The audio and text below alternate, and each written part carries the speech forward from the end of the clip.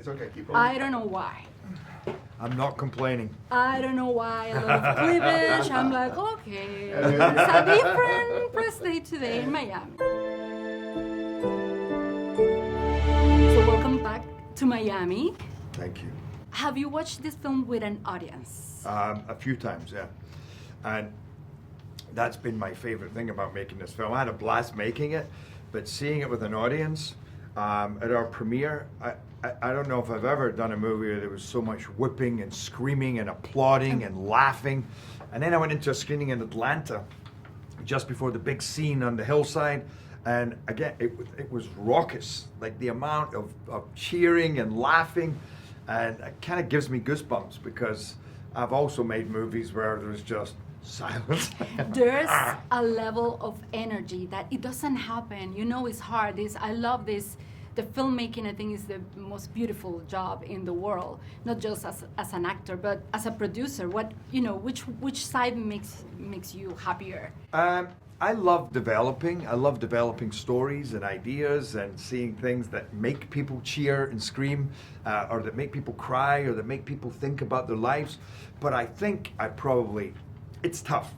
When I'm developing, I think it's developing, and then when I'm performing, then I'm lucky to do what I do because it's hard work, but it's exciting, and you have to work on so many levels, from the super subtle and emotional and small to the big, let's get up there, because I got to jump off this thing and run and fight and I got to do it 100 times. So it really keeps you on your toes.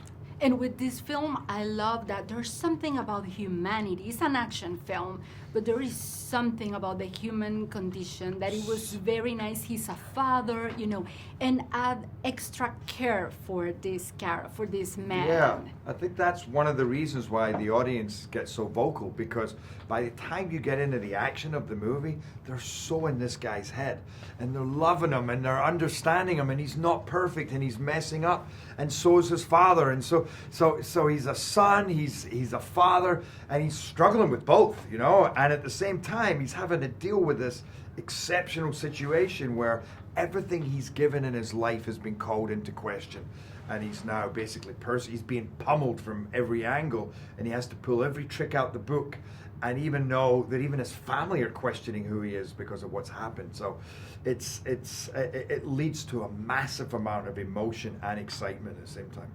There are great scenes, the drones and the one with Nick Nolte. Which one was the most challenging as an actor and producer? Actually, probably the SUV fight. That was a tough one because it was at such close quarters, and you really wanted to make it as brutal as possible and as convincing as possible. How can you do that damage when you're so overpowered? Is very cool thing to have to think and work out, but then do time and time again.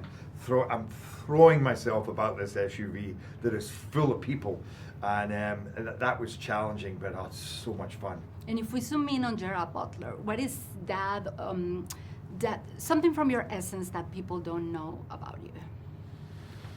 I've done almost 1 million interviews. There's very little I think that people don't know about me. No, I don't. I don't know. Maybe my quieter, more reflective side. I love doing what I do, but I love being away from doing what I do as well. I love sitting top of a mountain or just sitting by a stream. And really, that's what life is, really, I think. I love acting as a way, it's like what I'm doing is the old storyteller sitting around the campfire and going, and then the ghost came and you're entertaining. But I also always imagine when I think of myself in times gone past, I often imagine being up in the mountains roaming around, with like one other friend or just on your own and being part of nature. Thank you so much. Every time I see you, I think of Ahoo!